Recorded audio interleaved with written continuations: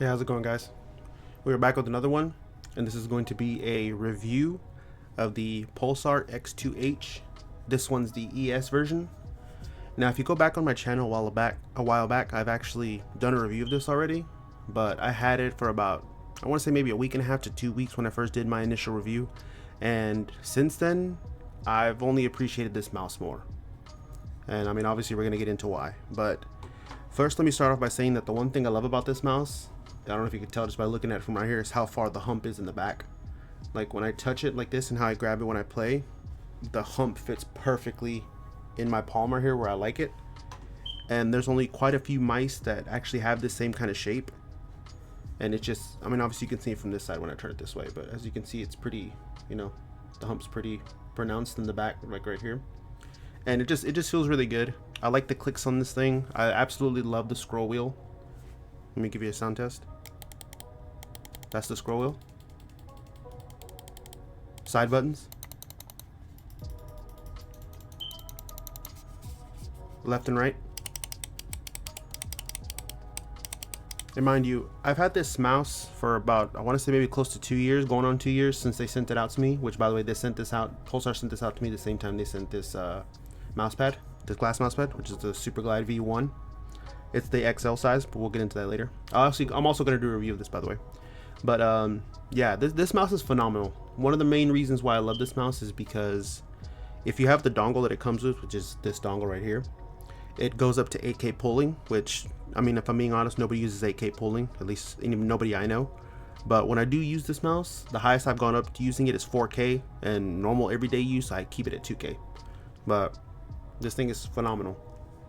Now, one of the main reasons why I like it, aside from how the clicks feel and the scroll wheel and stuff like that, is everything you need in order to mess with the mouse: lift off distance, angle snapping, what else? Changing the DPI, the pulling rate, things like that. It's all here on this mouse.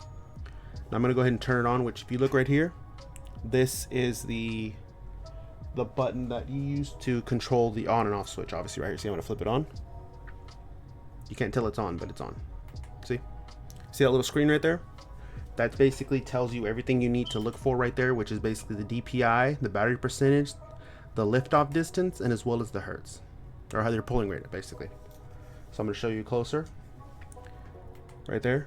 I don't know if you can see it too well, but it tells you everything you need to know. The top part is the battery. The middle one is the DPI. The bottom part is the LOD, liftoff distance, and next to that is the pulling rate. So basically, this isn't one of those mice where you need to download software. This also isn't one of those mice where you need a web-based browser in order to mess with your settings. Everything you need to do is in the mouse. Everything you need to do is in the mouse. And now there are a few mice that are like that. Like, I know a lot of Zowie mice are like that. I know even this Vaxi one is also like that. The Vaxi XES, which is this one right here. It also it does all the software is on the mice. You don't have to do anything. You don't have to download no software, and you don't have to do anything on the web. Like, you don't need a web-based browser in order to mess with it. Everything is in the mice. This mouse does that. This Vaxi one does that. Zowie does that, and I love those kind of mice. To me, those are the kind of mice where, like, say you're going to like a LAN event, or you're going to visit family, and say you have like a laptop or something, you use these kind of mice like that. These are for traveling, where you don't need to take up any more space on your laptop or even on your console, depending on how you work things and things like that. But no software needed. This is basically, you do everything in the mice, and I love that. It also came with this braided cable, which is real, like, I don't know about you guys, but I like really loose braided cable. Like, as you see, it's not stiff, it can twist and turn, it'll go back, it's floppy, obviously, and it's really good. I really like it. I think it's phenomenal. It looks really good. It's a dark color. It has a band on it so you can tighten it up whenever you're done. Gold plated on both ends. It looks phenomenal. This also did come with an extra set of skates and a card that came on the inside. I would show it to you guys, but the box got messed up when I was moving, so I have the card, but I don't have the box. So yeah, but I really like how it feels. I don't have any skates on it right now because I haven't been using it, but I just wanted to make a video on it. It's more of like an update, a more in-depth, if you will. And speaking of which, we're gonna measure the mouse right now.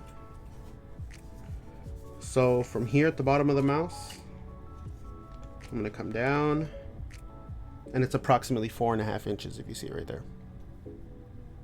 4.5, maybe even 5 depending. Yeah, a little close to 5, but as you can see, I say a little bit more than 4.5. And now, as far as the weight goes, let's check and see. We're going by grams, by the way, obviously. Turn this on. This mice weighs exactly 63 grams. It's a bit on the heavier side, but to be honest, it feels so good that I don't know about you guys, but like, as long as a mouse isn't weighing like 100+ grams, I don't really notice a difference. Like, obviously you'd be able to feel this on like a Basilisk from Razer, or like a Logitech G903 Lightspeed, like one of those, like those heavy ass mouse. Like, you'd feel that. But in my opinion, this is still in a good range of like, oh, it's still a lightweight mouse in my opinion, at least to me. Everybody's opinions are different, but yeah, I think it's really cool that, you know, that mice like this can still feel good. Like, you would think with it having this kind of scroll wheel, like an aluminum scroll wheel, everything built in, you know, all the software's on the inside and things like that, like you do everything from the mouse, you'd think it would be unreasonably heavy, like, oh my god, this might as well be a heavy mouse, but it's not. It feels amazing. Like I said, I've had this thing for 2 years. Obviously I don't use it constantly. Within those 2 years I've switched on and off to other mice and things like that, but it feels phenomenal. Like I said, here's the back view, which I don't know why, but they have this red stripe on a lot of their X2H mice. I don't know if it's just the ES versions or if they have them on the regular ones, but I see the stripe a lot. I don't know what it does or what it's for, but yeah, the mouse looks really good. Here's the top. It has the Pulsar logo right there. Here's the side view. And bottom, obviously. Like I said, these came with skates on them, normal, you know, PTFE skates, and they were fantastic, by the way. I used those for a while before I took them off. There was nothing wrong with them. I took them off so I could put dot skates on them, like I said, but the skates that came with it were absolutely perfect. Here's the other side view. As you see, it has a bit of a curve to it. If you look on this side right here, it sinks in the center right there. It has like a bit of a shape to it, like an hourglass kind of. Here's the front. It is Type C, obviously. I had no pre or post travel on it, I guess. I know back in the day, Pulsar did have quite a few QC issues and things like that, but I haven't experienced any, to be honest with you. Like I said, here's the back, you know, things like that.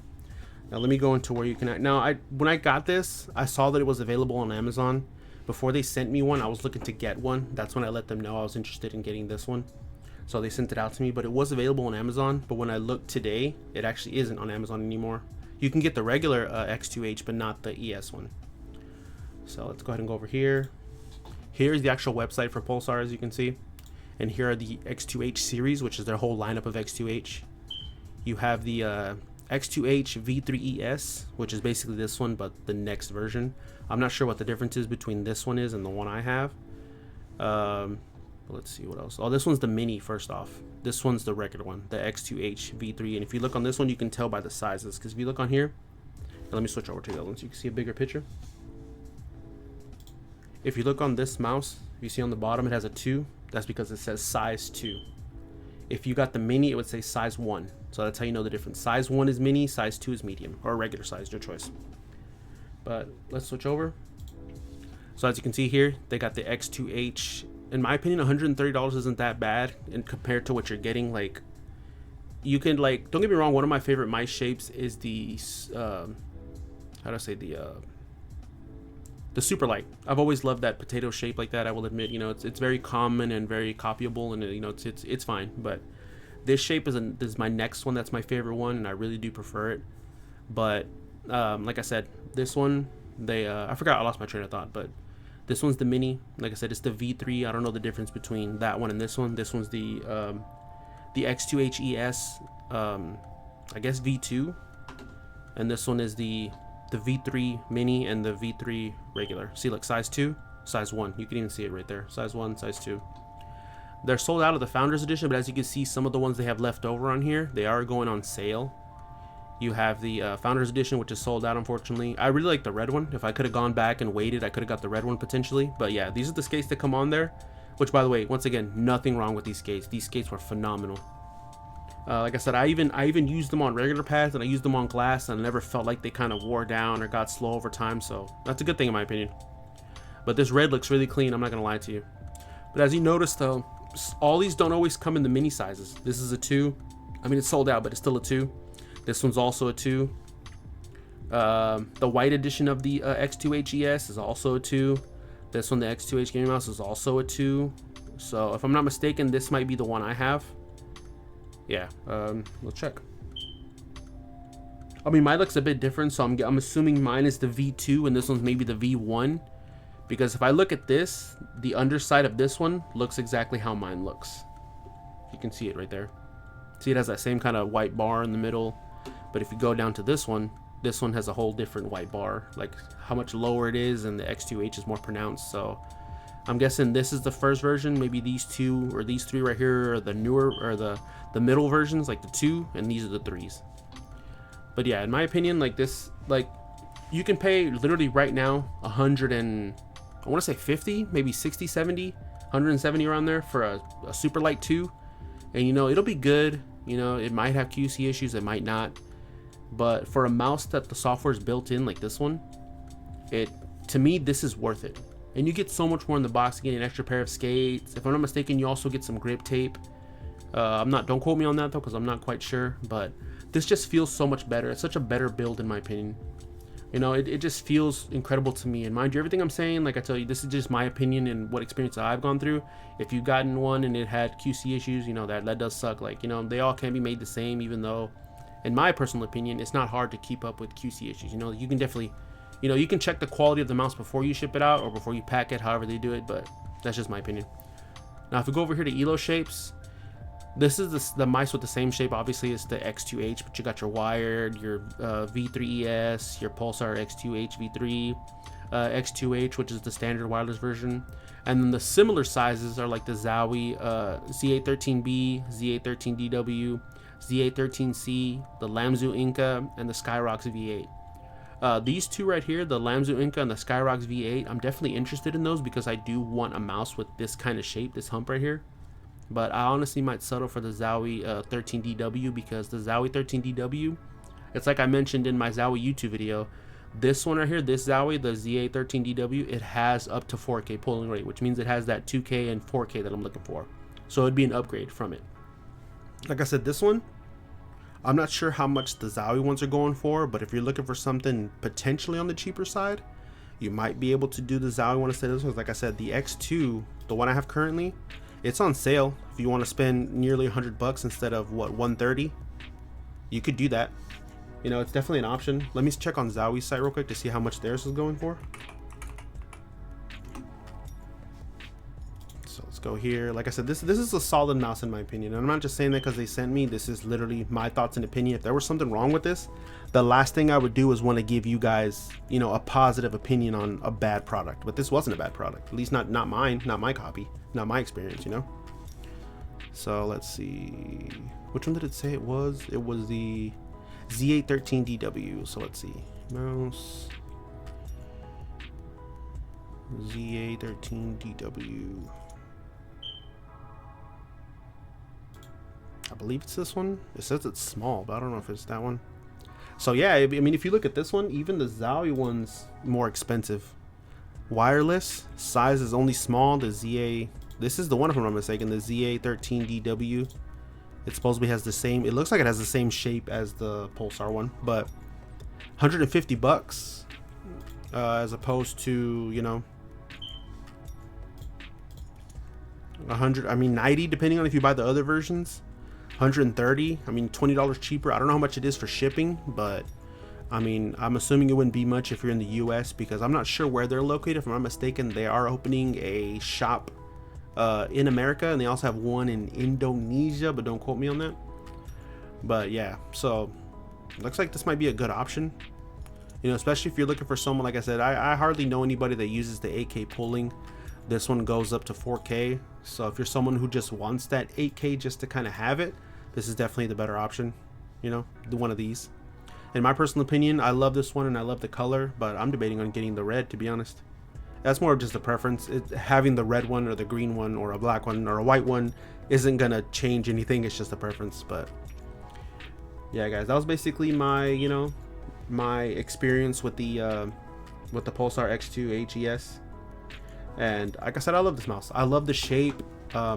If you guys want to see the shape of a mouse you currently have versus one you're thinking of getting, always go to Elo Shapes if you can. I mean, obviously it doesn't give you a feel for what you're looking for, but at least you can compare it. Like if you come here, compare, right? See, look, the last things I looked up was the Crazy Light, Beast X Pro, Hit Scan. It shows you how close they are in shapes to what you currently have or what you're thinking of getting.